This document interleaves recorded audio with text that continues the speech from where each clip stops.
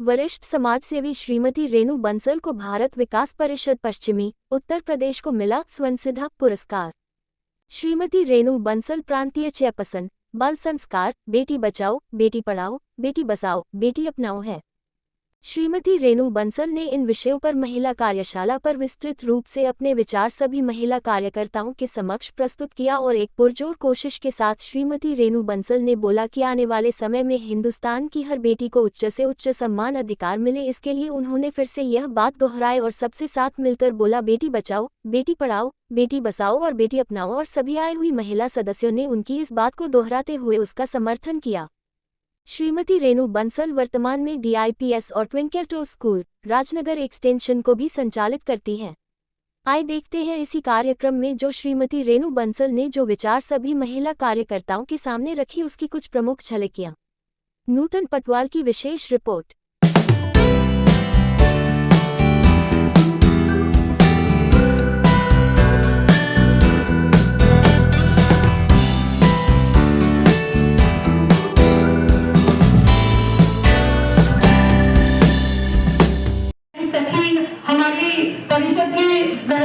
शाखा की सदस्य भी है। आपका भी बहुत बहुत स्वागत है, अभिनंदन है। भाई हक बनता है। हम तो घर से कहते हैं हमारी टीम से कांत में कोई है।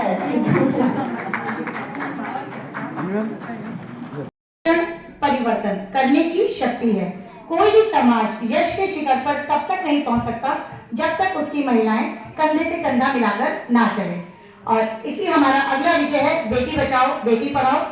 और इस विषय को लेंगी बुलाना चाहूंगी, आप आए और अपना विषय है।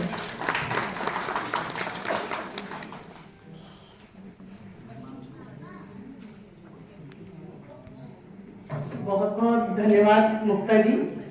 मंचा सीन हमारी प्रांतीय कर्मठ टीम, आदरणीय पंकज भाई साहब, नरेंद्र भाई साहब, कर्मठ मुक्ता जी, हमारी आदरणीय क्षेत्रीय सचिव महिला एवं बाल विकास आदरणीय योगेश भाभी जी, जया बंसल जी, चेयरपर्सन महिला एवं बाल विकास, संयोजिका मधुबाला जी, एवं हमारी अपनी शाखा से ऋतु जी, जिनके संचालन की सभी भरपूर तारीफ कर रहे हैं और तारीफ के काबिल भी हैं। और हमारे बीच में हमारी आदरणीय ममता भाई जी भी हैं, उनको मैं नहीं बुला सकती क्योंकि जो भी कुछ मैंने यहाँ सीखा है उनकी छत्र छाया नहीं सीखा है। तो एक बार जोरदार तालियों से हम सब अपनी जो महिला शक्ति है उसके लिए जोरदार तालियां बजाएंगे। और यहाँ पर इस सभागार में बैठी सभी खूबसूरत महिला शक्ति एवं हमारे बंधुवर, जैसे कि मुक्ता जी ने कहा भी था कि हरी साड़ी में सभी बहुत सुंदर लग रही है, तो उनके लिए साड़ी के ऊपर मैं कहूंगी कि नारी विच साड़ी है कि साड़ी विच नारी है कि नारी की ही साड़ी है कि साड़ी की ही नारी है। तो आप सब इस परिधान में वाकई बहुत सुंदर लगते हैं। लोग लहंगे पहन लेते हैं, वन पीस पहन लेते हैं, लेकिन मुझे लगता है कि अपनी संस्कृति को आगे बढ़ाने के लिए हमें साड़ी पहननी चाहिए। तो एक बार हमारी संस्कृति और हमारे भारत के परिधान के लिए जोरदार तालियां। मेरा जो विषय है वो है बेटी बचाओ बेटी पढ़ाओ बेटी बसाओ और बेटी अपनाओ। तो वैसे तो कहा गया है कि जो लिखा हुआ है वही बोलना है, लेकिन ये मेरी शायद एक बड़ी आदत है, मैं देखकर पढ़कर उतना ही नहीं बोल सकती। जब माइक सामने आ जाता है, मंच पर आ जाती है, तो लगता है कि बहुत सारे एक्सपीरियंसेस हैं उनको मैं शेयर करूं। तो सबसे पहले तो जो हमारे अभी वरिष्ठ जन सम्मान कार्यक्रम हुआ था उससे रिलेटेड ये है कि हमारे आंटी ने बोला था कि भाई जब साथ में रहते हैं तो वो बच्चों को दादा दादी को बहुत याद करते हैं बच्चे। तो उसके लिए दो लाइन ये है कि तू मंदिर मंदिर क्या करता, तेरे माता पिता तेरे मंदिर है, तू जो है उनके कारण वही तेरे ईश्वर है।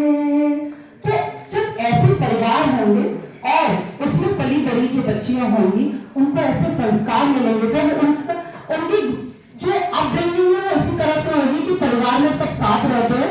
मेरी मम्मी जो है वो मेरी दादी दादाजी की सेवा करती हैं और उनके जो बच्चे हैं वो कितने संस्कारित हाथों में पल बढ़ रहे हैं। लेकिन अगर बच्चियां ही नहीं आएंगी तो संस्कार कहां से होगा और वो देश कैसे चलेगा। तो सबसे पहला जो इसमें विषय है बेटी बचाओ। तो सबसे पहले बेटियों को कैसे बचाया जाए, इस पर हमें बहुत सोचने समझने की जरूरत है। क्या होता है, आज हम मॉडर्न तो हो गए, पुराने जमाने में कहा जाता था कि अरे भैया 2 लड़कियां हो गई, तीसरी अगर हो गई तो सबके मुंह बन जाते थे। पहली बात तो पहली लड़की के बाद अगर दूसरी भी हो जाती थी तो चाहे बुरा मानने की बात है, अपने पति परमेश्वर ही हो, उनको भी ऐसा लगता था यार एक और लड़की हो गई, तो वो पहले ही बोझ बन जाती थी। लेकिन आज मॉडर्न जो एरा है उसमें लड़कियों का होना इतना बुरा नहीं माना जाता, लेकिन फिर भी कहीं ना कहीं अगर किसी के बाद दूसरी लड़की हो जाती है तो बहुत मुंह बनते हैं, बोला भी जाता है अरे बेचारी कि 2 बच्चियां हुई, बेचारी किस बात की बेचारी? अगर कन्या ही नहीं होगी जो पुरुष को जन्म देती है तो ये भारत कैसे बढ़ेगा? तो ऐसी कन्याओं को, ऐसी महिलाओं के लिए जोरदार तालियां कि हमारी चाहे 2 लड़कियां हो, 3 लड़कियां हो, वही भारतवर्ष बनाएंगे। आज अगर हम देखें तो लड़कियों की शादियां, लड़कों की शादियां नहीं हो रही, क्यों? क्योंकि एक डर है कि लड़कियां जो है उनसे आगे बढ़ रही है, अच्छा पढ़ लिख रही है, तो जो पुरुष है या लड़के हैं उनको लड़कियां नहीं मिल रही। क्यों? क्योंकि आजकल टक्कर का मुकाबला बिल्कुल कंधे से कंधा मिलाते रहे, तुम बीए हो तो मैं एमए हूं, ठीक है? आजकल की जो लड़कियां हैं 10, 12 लड़कों को हम भेजते हैं, अरे भाई एक शहंशाह पैदा हो गया है घर में, इसे तो ऐसे सपूत है, इसे ऐसे पालना है कि बिल्कुल बादशाही बनेगा। लेकिन नहीं, हम ये गलती करते हैं। लड़कों को हम देते हैं पॉकेट मनी बहुत सारी, लड़कियों को कहते हैं बेटा स्कूल से आके तुम्हें काम करना है। पर आज के परिवेश में ये चीजें गलत हो रही है। हम लोग अपनी बेटियों को बहुत बचा रहे हैं, इन सब चीजों से आगे बढ़ा रहे हैं।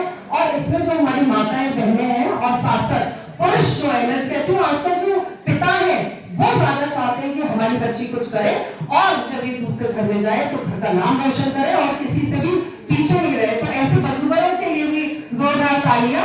और जो यहाँ पर महिला शक्ति है, चाहे मैं कहूंगी जो अगर सासू माँ है या ससुर जी है, बहुत सारे ऐसे वरिष्ठ भी बैठे हुए हैं, तो वो भी अगर बहू के बेटी होती है तो उस पर गर्व महसूस करें, मिठाइयां बंटवाएं और ऐसा ना करें कि अरे भाई क्यों हो गई। और मैंने बहुत सारे ऐसे परिवार देखे हैं कि बेटे तो फॉरेन में सेटल हो गए और हम लोग बड़े खुश होते हैं, अरे मेरे बेटे ने IIT किया है, फॉरेन में सेटल हो गया। लेकिन जब जरूरत पड़ती है तो आपके अड़ोसी पड़ोसी और आपकी बिटिया जो आपके पास है वो काम आती है। तो बेटियों का जो मन होता है वो हमेशा अपने परिवार, अपने माता पिता में लगा रहता है। तो ऐसी बेटियों को सैल्यूट है। बेटे चाहे आप कितने भी कर लीजिए, पढ़ा लिखा कर चले जाएंगे और अंत में बेटा बहू का हो जाएगा और बेटी आपकी ही रहेगी। एक चीज और मैं कहूंगी कि हम बड़े खुश होते हैं कि हमारी जो बेटी ब्याह कर गई है। देखिए इसमें बेटी बचाओ, बेटी पढ़ाओ, बेटी बचाओ, बेटी अपनाओ, कुछ अलग अलग विषय लेने का तात्पर्य इसलिए नहीं है क्योंकि सब कड़ियां एक दूसरे से जुड़ी हुई है, ठीक है? विषय से शायद भटक गई होंगी लेकिन विषय वही है एट लास्ट। तो इसमें हम बड़े खुश होते हैं, बहुत खुश होते हैं कि अरे मेरी बेटी तो बहुत अच्छे घर में गई है, मेरा दामाद सुबह सुबह उठकर उसको चाय पिलाता है ना, जो कहती है वो करता है। लेकिन तुम आजाद चिड़िया की तरह सदा मुस्कुराती रहो, तुम आजाद चिड़िया की तरह चहचहाती रहो, तुम मेरे घर की रौनक बेटियों से है, मेरी बेटियों सदा तुम मुस्कुराती रहो, सदा तुम मुस्कुराती रहो। धन्यवाद, आभार। धीरे धीरे रेणु जी ने अपनी ऊर्जा से बोल के तो सबको जगा दिया। तो एक बार जोरदार रेणु जी के तालियां हो जाए। बहुत बढ़िया, बहुत अच्छा इनका विषय था और वाकई में विषय कुछ अलग अलग नहीं है, सब एक ही था। और जो उन्होंने अपनी भाषा में अपने उसको बताया, बहुत सुंदर। प्रांतीय चेयरपर्सन बेटी बचाओ, बेटी पढ़ाओ, बेटी बसाओ और बेटी अपनाओ, रेणु बंसल।